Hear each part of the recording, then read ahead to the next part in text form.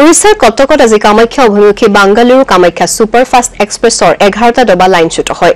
কটক জিলাৰ নীৰগুণ্ডি ৰেলৱে ষ্টেচনৰ সমীপত এই দুৰ্ঘটনা সংঘটিত হয়। প্ৰাথমিক তথ্য অনুসৰি দুৰ্ঘটনাটোত এজন লোকৰ মৃত্যু হোৱাৰ লগতে অতি কমেও 7জন লোক গুৰুতৰভাৱে আহত হৈছে। আহতসকলক কটকৰ এছচিবি চিকিৎসা মহাবিদ্যালয় আৰু হাস্পতাললৈ নিয়া হয়।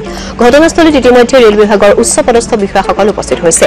আনহাতে চিকিৎসক এনডিআৰএফ আৰু অগ্নি নিৰ্বাপক বাহিনীৰ লোকক ততাতৈয়াকৈ ঘটনাস্থলীলৈ প্ৰেৰণ কৰা হয়।